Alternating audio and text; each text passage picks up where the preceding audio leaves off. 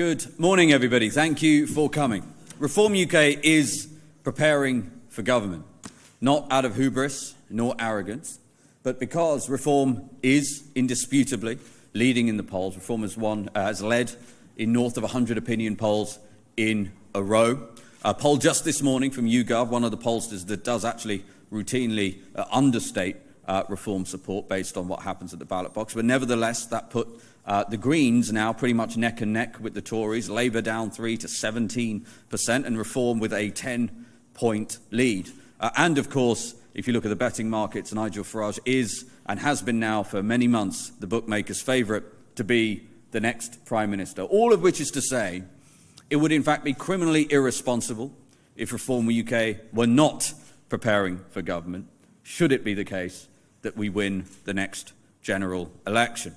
Now, we know for a fact, and have plenty of data to support the notion, that the instruments of state are unfit for purpose. And this has no doubt been a real significant driver of the disconnect, the discontent between voters and Westminster. The learned helplessness that has built up election after election. Voters vote for the blue team time and again, and they get the opposite of what they voted for.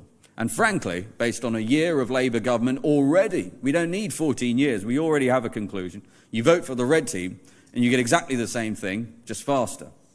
So we know that there is a real problem inside the machinery of state. We already have some ideas about how we're going to address that. But this work, while it has started and it's in full flow, has much more to go, most likely several years to go, and we are going to need help.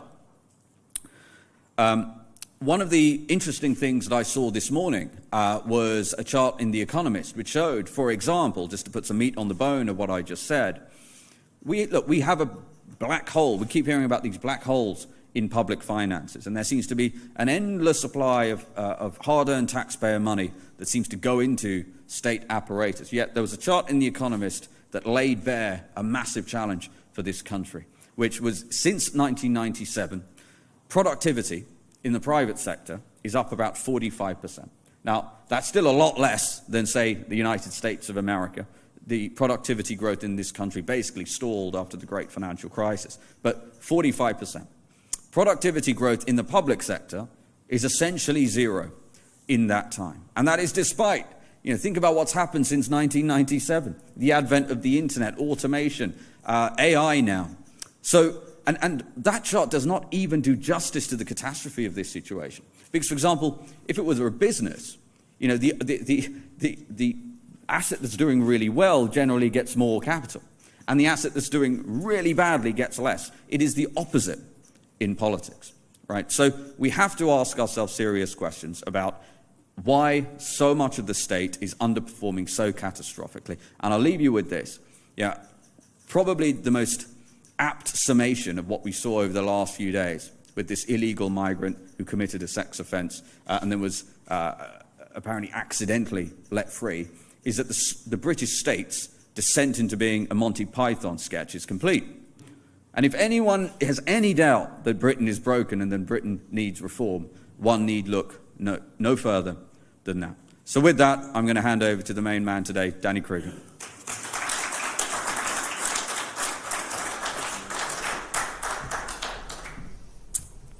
Thank you very much, Ian. Thank you all. Thanks for coming. It's very good to see you all. So a lot of my old friends from the think tank world here today, including Tim Knox, my first boss in Tufton Street out in force today. So good to see you all.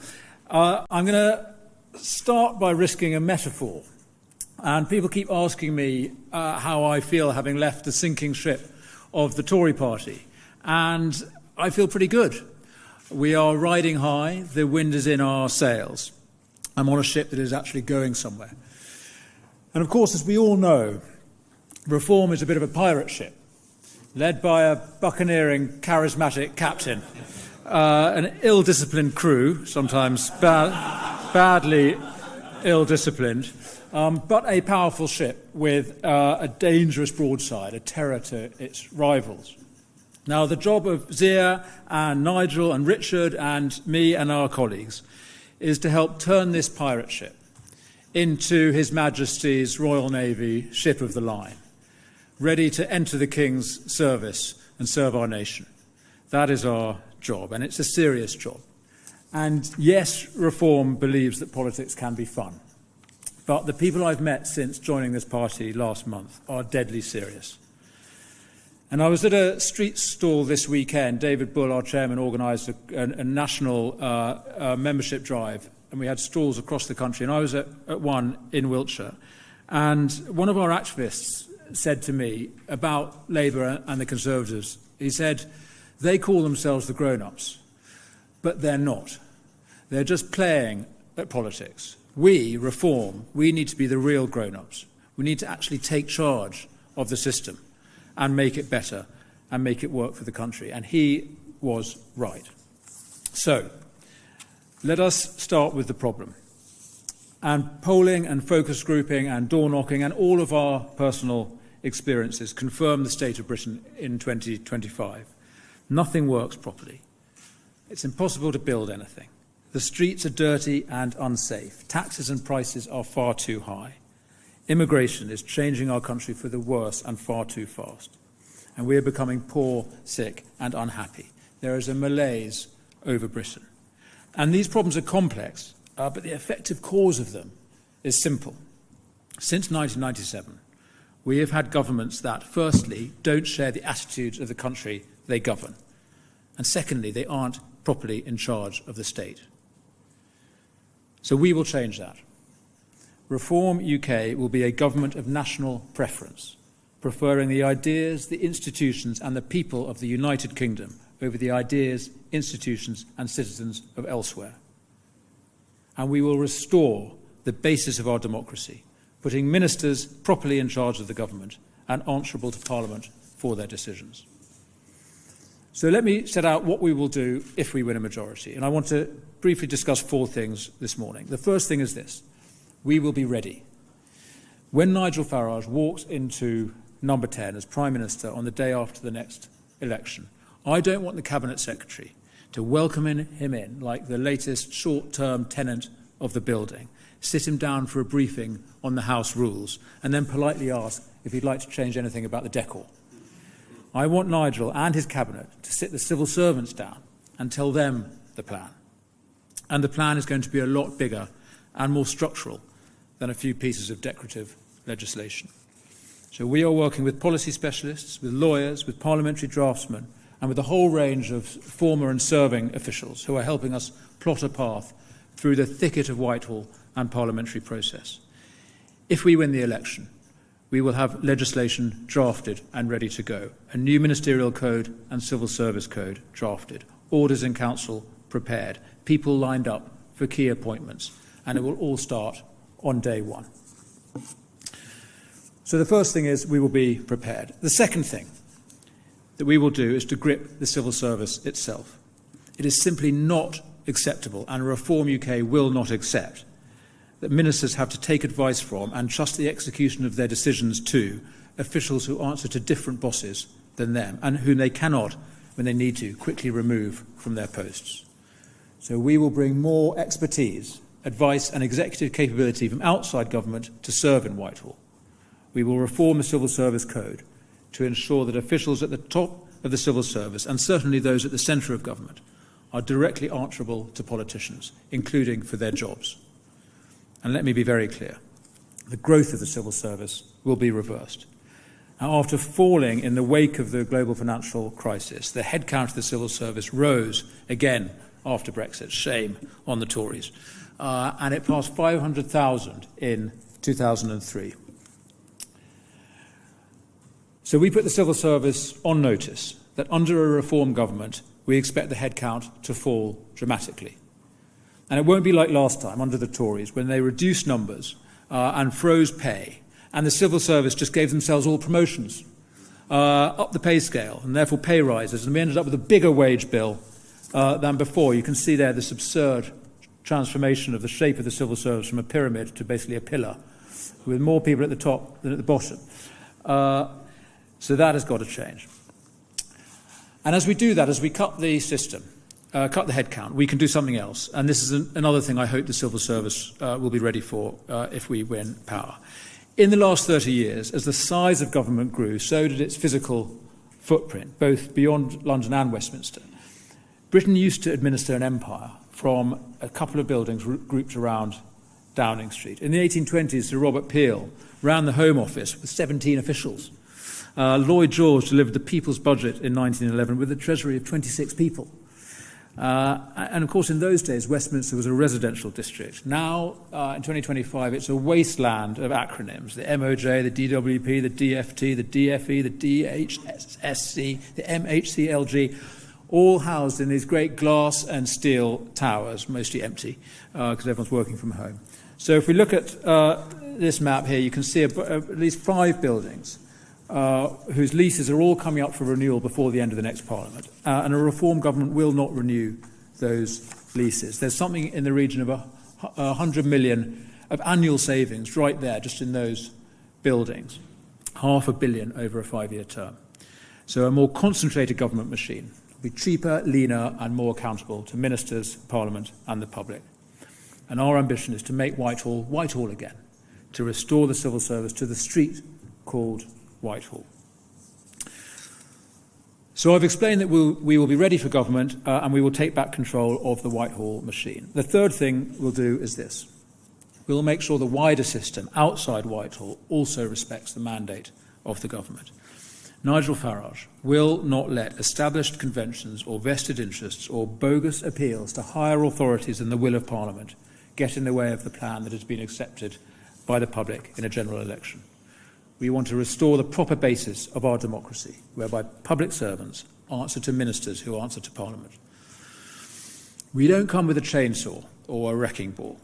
We respect the institutions of the country, the armed forces, the police, the church, the judiciary, and we respect the professionalism and expertise of the people who work in them, so long as those people respect in their turn the right of Parliament and of ministers to make the rules they work by. That means ensuring the House of Lords does not obstruct legislation passed by the Commons. It means stopping public sector unions, sabotaging the reforms the public rightly demands. And it means exiting international legal conventions and changing the rules on judicial review that allow judges to countermand the decisions of the government. The price of judicial independence is that the courts should be genuinely non-political, without the power to apply their own notions of what the law should be, let alone to block or reverse decisions rightly made by the government. That is the real rule of law, the independent application of laws made by Parliament. So to recap, we will be ready for government, we will grip the Whitehall machine, and we won't let the wider system stop us. And this is my fourth and final point. The institution we respect the most is our sovereign Parliament. International law and the civil service and the quangocracy and the trades unions, they are not there to second-guess the government. But Parliament is. Now, Reform UK is not best pleased with the current Parliament. Yet, what was Brexit for? What are our elections for, if not to establish and empower our sovereign Parliament? Reform UK will restore parliamentary government. That means using its existing powers, as Nigel suggested we do yesterday, to set up a proper parliamentary commission to look at the grooming gangs. And it means restoring the role of Parliament as the proper legislative body of the country. Our immediate priorities require legislation that, backed by our election mandate, we will pass as fast as we can. But alongside this rightful urgency, we will reform Parliament to ensure it does its proper job to scrutinise bills and hold the government to account on behalf of the public. Let me finish with a call to action. We need help now as we prepare for government. Zia Yusuf and my parliamentary colleagues and I are setting up a series of advisory groups and sounding boards to gather insights into how things work and how they need to change. I'm publishing a blog today setting out what I've been saying in greater detail. If you feel you can contribute publicly or privately, please get in touch with us, because I can't stress enough the weight of responsibility, the importance of the mission that Nigel, Zia, Richard and the rest of us have taken on. The fundamental reason that people are increasingly backing reform is because they believe us when we say we will bring change. In 2016 with Brexit, in 2019 with Boris Johnson, people voted for change, but they got chaos and stasis, crisis and drift. The current government came into office promising change, but everything has carried on as before, indeed worse. And I'm not sure our democracy can stand another government promising change and delivering failure. I know Nigel Farage is determined to be different, but to help him be the Prime Minister the country so badly needs him to be, we need the country's help. So if you want to help get the pirate ship reform transformed into HMS reform, ready to govern, then please join us. Step up, step forward, get involved. Britain needs reform, and reform needs you. Thank you very much.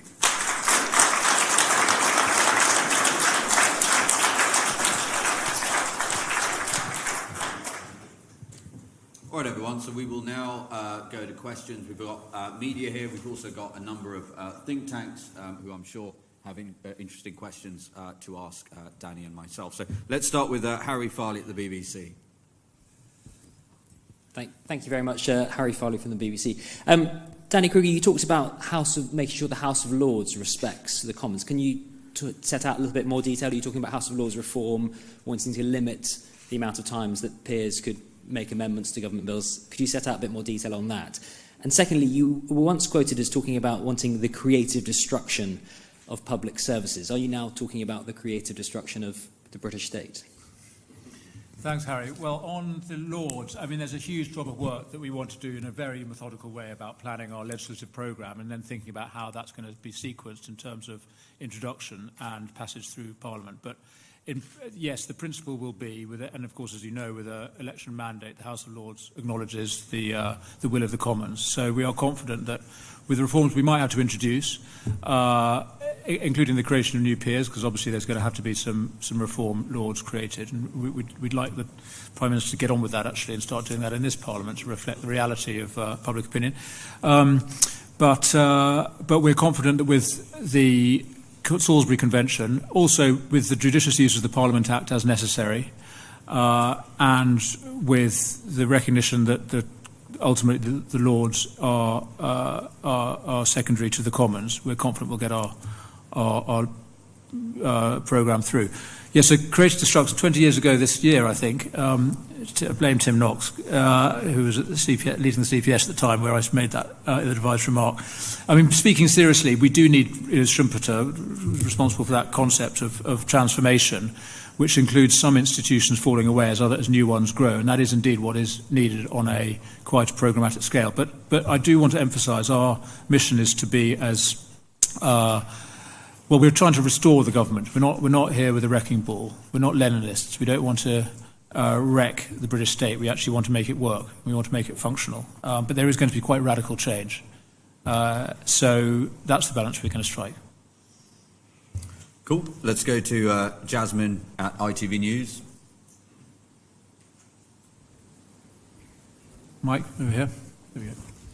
Thank you. Jasmine Cameron-Chaleshi, ITV News. Just on today's announcement, yesterday 5 Reform councillors in Kent were expelled from the party for, quote, bringing it into disrepute. What do you say to critics who question how the party can bring about civil service reform in government while it appears to be struggling on a local level? And just to you, Mr Kruger, since joining the party last month, your colleague has been embroiled in a racism row. There's concerns about the running of reform-led councils. Do you think you might have made the right decision in defecting? Are you proud to be part of the party? Thank you.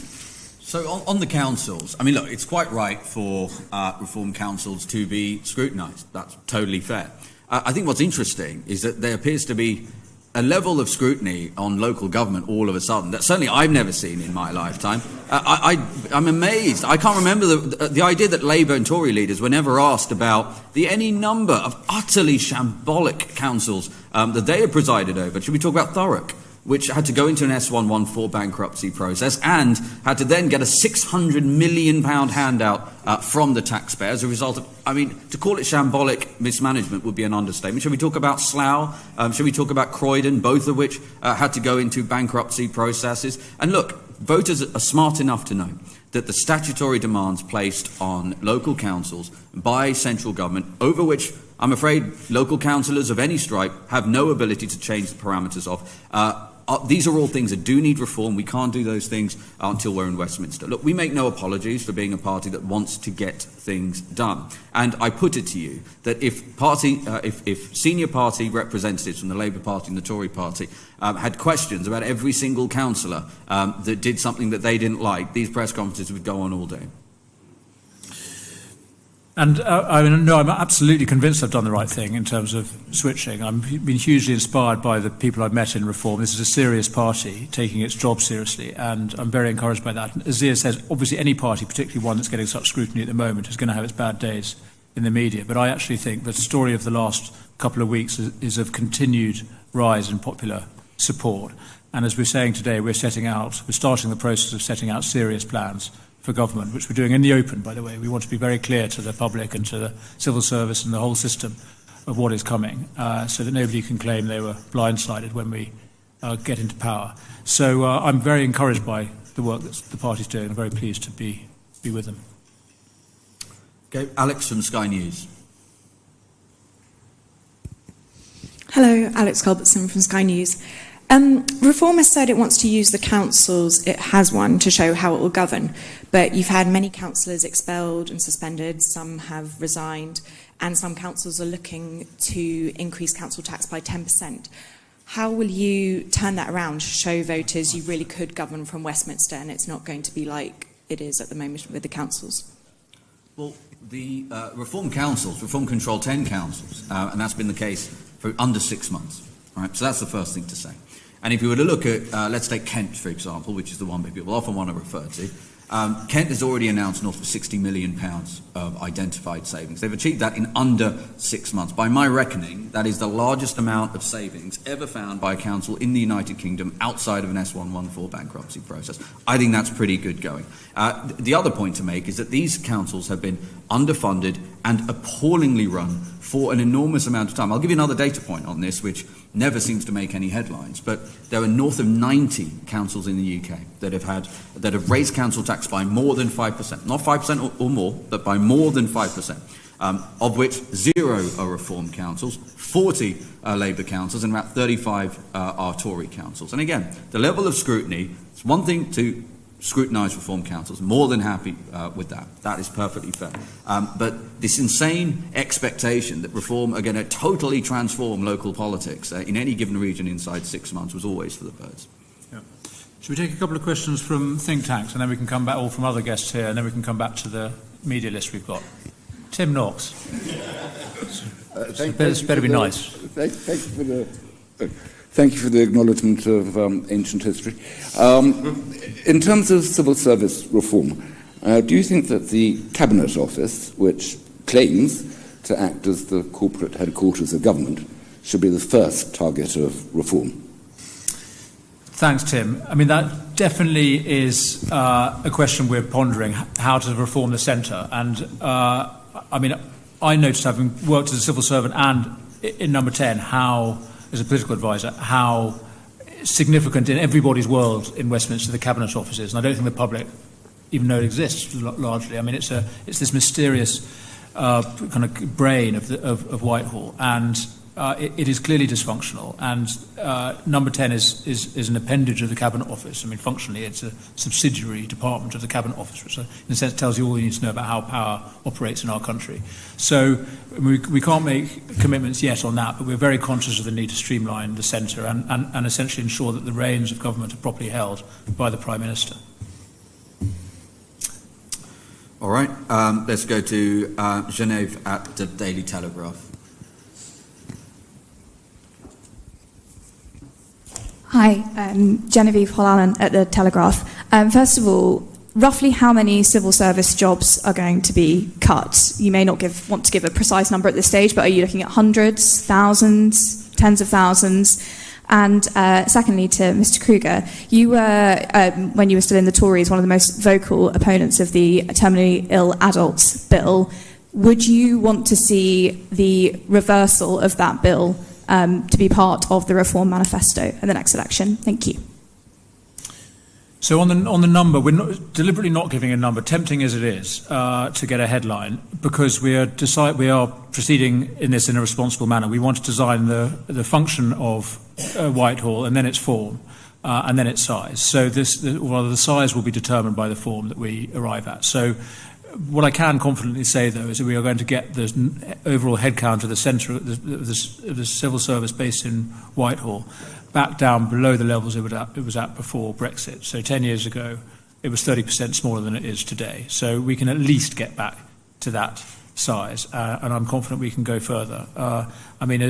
Zia was talking about the productivity crisis in the UK. It is absolutely shameful that in the age of the internet and of AI, public sector productivity and civil service productivity in particular is still so low. It's not been improved by technology. So we are absolutely convinced that we can do better and make significant reductions in headcount. On the assisted dying, that is a question for our policy process and ultimately for Nigel. It's a free vote at the moment, and it feels appropriate for it always to be a free vote. It's a matter of conscience. I have significant problems with this bill, not simply in terms of the morality of it, but in terms of its actual design and implementation. So I would always be voting against this bill. Where we get to in terms of the Reform Manifesto, we'll have to wait and see. I'm glad that Nigel voted against the assisted dying bill when it was in the Commons. So that's a good sign. Not everybody did in Reform, but that's okay. Okay, Lucy Dunn, Spectator. Hi, Danny, Lucy Dunn from The Spectator. You talked about structural reforms and things like reducing overall headcount in the civil service. How would you face down potential obstruction or pushback to this by unions? By the unions? Thank you. Well, there is a huge challenge there. We absolutely have to get union law right so that public servants are required to deliver for the public. And there'll need to be a programme of change in that space anywhere across the public sector, but particularly around the unions as well, around civil service unions as well. However, I am confident actually that the law, as both it currently stands and how it could be amended, will ensure that civil servants do what they are asked to do. Ultimately, while I'm very, very conscious of the obstructions we may well face within the machine, which are real, and there will be malevolent actors of bad faith who are trying to stop us from doing what the public want us to do. Overall, most civil servants genuinely do want to support the government. They just have the wrong idea of how to do that. And their incentives and the promotion structure lead them to answer to civil servants who not to ministers. So I'm confident that if we change those systems and those incentives and the system of promotion, we can get the civil service as a whole under control. But it will not be acceptable for unions, as happens currently, or Home Office officials, immigration officials, and their contractors, invoking their own sort of independent political judgment to frustrate what ministers are requiring. So we're very conscious of that danger, and we'll take steps to avert it. Cool. Mary Novick, Financial Times. Hello. So you can clearly make some savings on people, but the real savings surely comes from stopping to do things. So what core functions should the state stop doing? That's my first question. Yep. And then my second question is, what specifically, and this can go to either of you, what specifically is it about overrepresentation of black people in TV adverts that you think is a legitimate concern? So maybe just to address that last one, look, I did the Sunday media rounds and answered this question. Danny did the media rounds, a lot of media this morning. Nigel did a press conference yesterday where the majority of the questions, despite the topic of the press conference being about our proposal for the rape gang inquiry, the majority of the questions were about that. So look, I will give this answer, and then I would ask that we stick to the topic at hand today.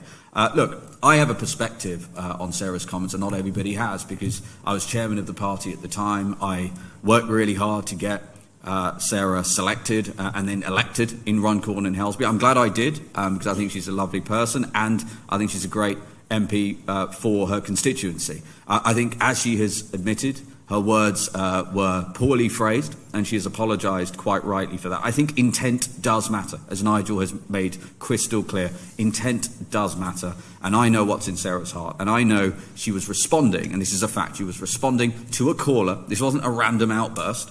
She was responding to a caller, a chap called Stuart, and I encourage people to actually listen to the segment, because Stuart was quite exercised, I think, understandably, about a lack of representation for some people in television advertising and material over-representation for others. And I remember the phrase he used. He said life was starting to imitate art. And it is just a fact that, for example, the number one, I don't like slicing and dicing people in this country into demographics, but a lot of people seem to do it.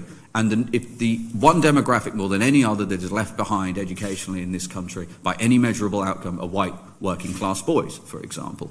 We have routinely in this country internship programs, and this is the other issue. You know, the policy response to this is inevitably, whether it was the Tories or Labour, something that compounds the problem and discriminates against those people even more. So you have civil service internship programs to which white people are ineligible to apply. His Majesty's Royal Air Force, that was indicted by its own internal inquiry, if you remember this, in 2021, where the RAF's recruitment processes were condemned as being basically institutionally racist and sexist, discriminating on skin colour and gender. And actually, I want to point out, the head of recruitment at the time for the RAF, to her eternal credit, resigned in protest, saying she would not carry out such policies because she knew that those were racist and sexist policies. I could go on, you know, our security services. The Bank of England have until very recently an internship programme to which white people couldn't apply. So look, Sarah's apologised for the turn of phrase she used because obviously it wasn't appropriate. But again, I know what was in her heart and I know she's a good person.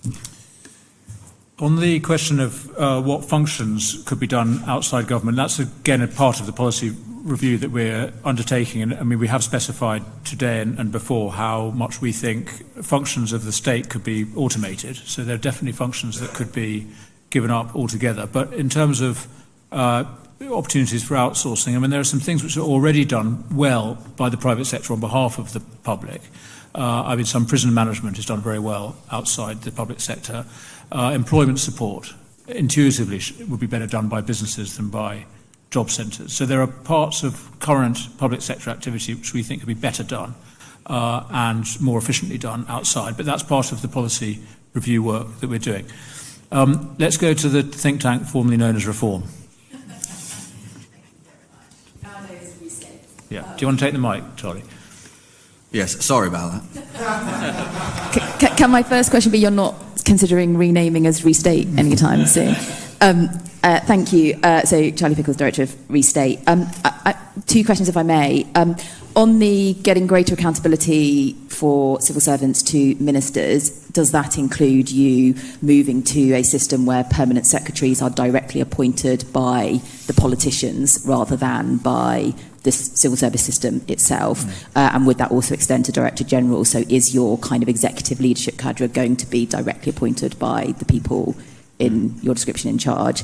And secondly, I wondered if you could just say something about, you talked about redoing the ministerial code, and I wondered what it was exactly in the ministerial code that you think is a blockage or a barrier to delivering reform. Thanks, Charlie. So on the first question, watch this space. We're working out the best way to ensure the fundamental principle, which already is the principle in theory, of course, in the civil service, is that they're answerable to ministers. I mean, nobody openly admits that we have an independent civil service that doesn't answer to the elected government, but in practice that is what we have. So we do insist that that people who are advising ministers and who are responsible for execution should be answerable to elected politicians, and that means also having those elected politicians have the power to hire and fire. So how we exactly make this work, what will be the appropriate mix of political appointments into the system and career civil servants? And we obviously recognise the huge value of a civil servant, the professional civil service in this country. Nevertheless, we want it to be under proper political control. And then on the ministerial code, I mean, there's a glaring objection that I have to the ministerial code as adapted by this government, and particularly by Lord Harmer, is that it requires ministers to acknowledge international law in their decision making. So that's an immediate change that we would make to liberate ministers from that obligation. And then more broadly, the civil service code, which in fact is probably the more practically significant bit of sort of government protocol that needs to change. Again, there's an international law obligation in that. All of the nonsense around boycotting and divesting investment in Israel comes from there. The definition of impartiality is too narrow in the current civil service code, so it's defined simply as being party political, which of course they shouldn't be, but there's a whole range of other political affiliations or commitments that civil servants can have and introduce through their work that might not have a party political label, but that is nevertheless essentially political. So, the whole sort of DEI woke agenda that has infected so much of Whitehall will be in contravention of the Civil Service Code that we introduce. So socially controversial political positions will not be acceptable in the civil service. Max Kendricks. Did you miss, was it Noah from the Sun, or did we do that? Can't remember if we did. Hi, sorry, Max has gone, so it's Daisy Eastlake from The Times. Do you think Trump is to be emulated in taking on the machine of government? And similarly to what was asked before, do you think there's merit in an American-style system where politicians appoint the most senior officials? So on Trump, in a nutshell, yes. I think he came into government with exactly the same analysis that we have, which is that in his case, the federal government wasn't under the control of the administration, and he has taken deliberate steps to bring it back under control. The actual individual aspects of his programme obviously are particular to the US, not to us. Nor do I think we would emulate his style. I don't know if Nigel plans to be signing executive orders on day one and flinging the pen into a stadium of his supporters. He may. But I think stylistically we'll be more British about it. Nor, by the way, do we want to emulate the sort of the chainsaw analogy of having Millet. Nevertheless, we are very serious about making profoundly deep structural change to the system. And yes, the analysis of the analogy with the US is legitimate. And in your question about appointments, well, as I've said, I think the critical thing is that whether they are career professional civil servants or they're political appointees, whoever is responsible for providing advice and execution on behalf of government should properly answer to the government that's in post. Noah Hoffman from The Sun. Thank you, Noah Hoffman from The Sun. Zia, when you opened this press conference, you said that the Epping migrant was apparently mistakenly released. Do you think there is more to this story, or could you explain what you meant by apparently?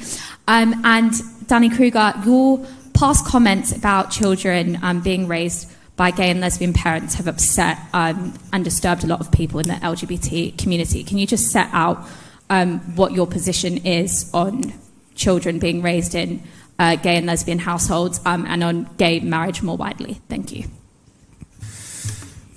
Yeah, so look, with regards to the Epping migrant situation, in some ways I was trying to be charitable here to the state, because how on earth a man, convicted of such an egregious, horrific and high-profile crime, A, could be released, and then B, by all accounts, actively trying to get in multiple times, the prison officers handing him money and pointing him in the direction of the station. At this point, I'm genuinely trying to be charitable. I want to make the point too, because we've talked about civil service accountability, and I did find it really striking and emblematic of our times in this country that the governor of HMP Chelmsford, the prison in question, was refusing to engage members of Parliament and stakeholders, quote, on an individual basis about that issue. What should have happened is he should have been in front of the press very quickly, taking ownership of the situation and answering questions. And we just don't have a culture of that inside this country. And that is a big reason why shambles like this keep happening.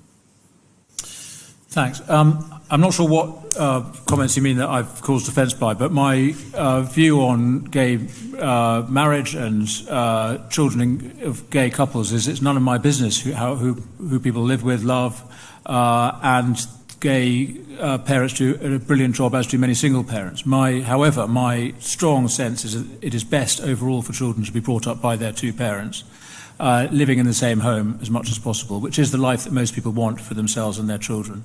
And I think government policy should be deliberate about trying to support couple stability and strong families. And that is the foundation of a stable and healthy society, which I think is probably remark I made that you might be referring to. I do think it's important that government gets behind families and helps couples bring their children up as well as possible, as well as looking after their own elderly parents. So strong families are best for all generations. Shall we go to Matthew Patton from Fix Britain? Thank you. I'm really struck by your ambitions with the civil service and the state generally. And I think it's also fair to say that I can't think of a single moment in our history where so much influence has been had by an organisation that in terms of its elected officials is quite small. All the focus is understandably on the civil service, but what we're going to be doing, what we're talking about doing, is giving more authority to politicians. And I wondered if you'd also thought about ministers of a reform government and how that might work, simply because many of those are going to be new to the position of Parliament and the Lords.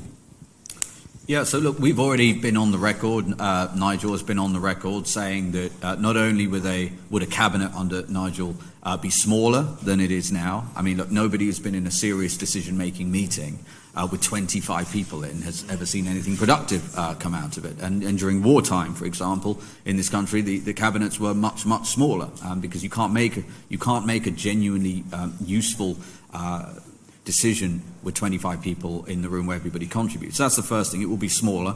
The second thing we've been clear about is that we're extremely open, at least. Nigel is extremely open to the idea of maybe around half of those cabinet ministers to not be members of Parliament.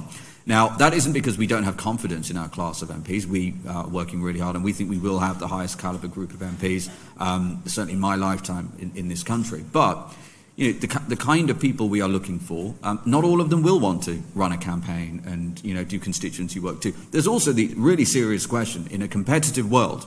We are competing with countries like China, like America, for example, in certain ways. And you've got to ask yourself, Mr. Besson, the Treasury Secretary, isn't also doing constituency surgeries about the chlorine levels in the local swimming pool.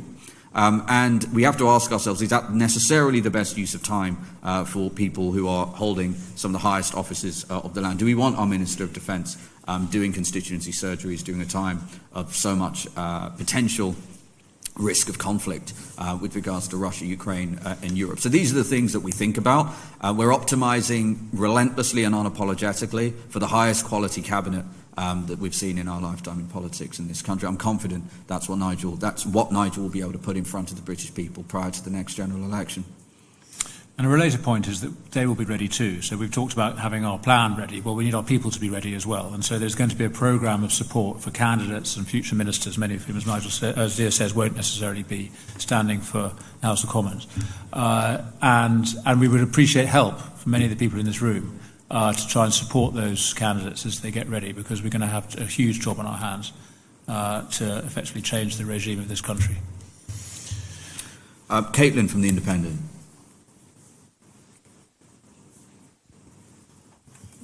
Morning. That was quite a list of buildings there that you said you don't intend on renewing the leases on in terms of government departments. Has there been some form of calculation done in terms of headcount, how many people you could get into the buildings that you want to send to the civil service around in Whitehall? And related to that, will there be provision within the civil service, if the number of buildings are reduced, to have more members of staff working from home, either permanently or on a mixed basis? Yeah. So we're very against the working from home model. We don't believe it adds to productivity or frankly, the well-being of staff. So we want people who are doing a job for government to work in government, and we want them to work as close as possible to the centre. If they're accountable to ministers, they should be co-located as much as possible. And so, in answer to your question about the detail, I mean, an interesting fact and an illustrative fact about the way our government works is that it is not possible to accurately identify the cost of these leases or the capacity of those buildings. Nevertheless, we are confident that by reducing the headcount as we've suggested, reforming the system of government, we will be able to make do without those buildings. There's a vast amount of real estate, and I mean, having worked in Great George Street government offices, the Treasury building, for a couple of years, I am very familiar with the echoing empty space that Whitehall currently occupies, the same in other government buildings. So actually giving up these buildings will not in itself put a huge number of officials out on the streets. They're not working in those buildings as it is. So, but we've indicated our intention not to renew those leases. And we are confident that, as I've said, once we've designed clearly our plan for government, what's the legislation, what are the different functions of the different departments, then we can go about identifying which bits of Whitehall real estate should be occupied by the remaining civil servants. Sophie Wingate, PA. Hello. Can you give more details on your promise to restore the role of Parliament as the country's proper legislative body? Does that mean paring back the powers of the devolved authorities in Scotland, Wales and Northern Ireland? Thank you. Well, that wasn't what I was talking about. I was talking about ensuring it does its job of passing UK legislation in a way that actually adds to the process. I mean, it is a shameful reality that MPs don't like to talk about how poor our parliamentary process is. I mean, Ian Dunt wrote a brilliant book about called How Westminster Works, and the chapters on parliamentary bills, particularly shameful for those of us involved in that process. So we think that without creating obstacles for the government's business, because fundamentally with a mandate for change we need to be able to get it through, nevertheless there are ways to ensure that Parliament can have proper amount of time to scrutinise legislation and the opportunity to interrogate it, and getting the a real feature of our current system is that there is actually a lot of expertise, particularly on the backbenches in Parliament, both on the governing side and otherwise. And it's very difficult for backbenchers to have be able to inform the process of legislation. It's very much cooked up between the front benches of the two main parties. And like I say, we absolutely insist that our legislation is passed expeditiously. But there will be ways, I think, by using pre-legislative scrutiny, which is an underused facet of our current system, by timetabling legislation well in the Commons, by using select committees and bill committees better, and the report stage of Parliament when bills come back after the committee stage. All of this, I think, could be done better, consistent with our current constitution and our current processes. But we are confident of the legislative plans we have, and we think that it's appropriate for them to be scrutinised properly. Any other think tankers want to jump in before we finish up with the media? No? All happy? Excellent. Go on, Andrew. Terrible mistake to ask think tankers to speak, Danny Wilson. Andrew Hall, Effective Governance Forum. I'm just thinking, other people have sat where you've sat today from other parties making similar ambitions, squaring up to government, and those plans haven't worked over so many years. I'm just trying to think, what's the one thing that you've said today that will really make a difference? And I think it's your number two, getting a grip and bringing in external management capability. I think that's the one thing that will really change the culture at the top of the civil service. And just to ask, have you read the Nick Timothy paper on the Home Office? I haven't, no. I would just urge every single person in this room to read it. It's on his website. It's the best thing that's been written about dysfunction in government and how to solve it for many years. It's a must read. And his core point is that the top officials think they're leaders, not managers. Yeah. And that explains so much. And it's not just the Home Office. So if your last, so just as you said, bringing in those experienced external managers, not just from business, from other sectors too, who can drive performance throughout Whitehall, I think genuinely would be one of the things that hasn't been done before and could really help you. Thank you, Andrew. Thank you very much. Okay, point taken. Let's go to Daisy Eastlake at the Times. Oh, okay. Alexander Brown, Daily Mirror.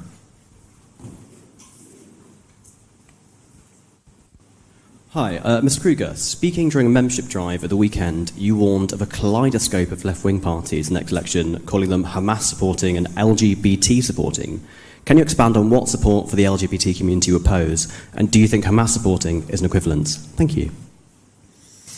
Well, it's interesting. You do have a kaleidoscope of people who proclaim their belief in gay rights on one hand and then their support for Hamas on the other, or at least for the kind of Islamism in the Middle East. So, I mean, I'm pointing out the incredible incoherence of the coalition that has ranged against us, and I dread to think what would happen if there was some sort of deal after the election, which ended up with that rabble in power. So that is the concern I have, and I do, strongly believe that if people want actually a sensible, decent, moderate government that believes in this country and in its institutions, that wants good government, but also recognises the need for profound change. There is only one party that can offer that, and that is reform. And a vote for anybody else, I'm afraid, risks this kaleidoscope of catastrophe, which is the other side.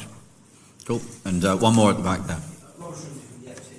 Danny, just to put some flesh on the bone of giving Parliament more power over government, it's obviously something oppositions would like when you government get less key government Yes. in power. Would you give select committees a full veto over major appointments by US-style veto?